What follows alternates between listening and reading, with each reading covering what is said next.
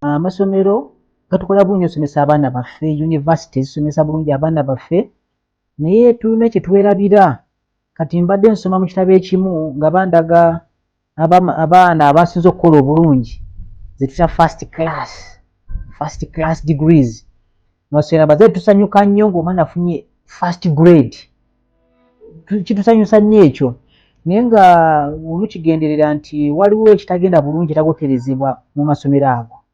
So university twesanga abaana tutendeka abafuluma tutreasuringa nnyo abaana abafunye first class. Ate tubalikogonaizinga nnyo. Ne twerabira character.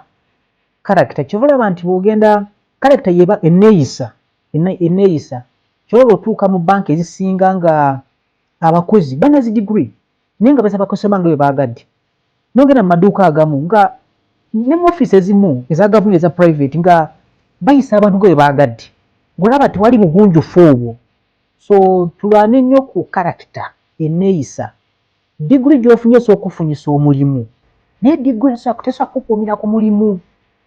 Degree eyo omusawo okufuna olw'okuba degree. Naye nga degree eyo tekuuma bufumbo. Oba bagamba obulungi tebukuuma bufumbo. Obulungi buyinza okukuleetera omusajja naye obulungi tebukuuma omusajja. Degree gy'ofunye ennungi eyo esooka okufunyisa omulimu, naye degree si yeekuuma omulimu, neeyisa n'egyokwata mu bakasitoma.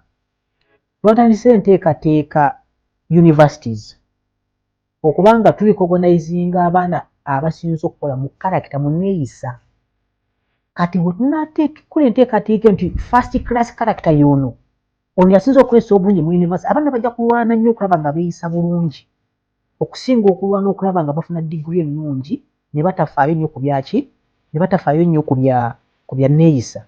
Aba business abasinga obungi, businessmen abasinga obungi si ba first class business performers, si ba first class degrees, si ba first grade mu high schools, naye bana first class character.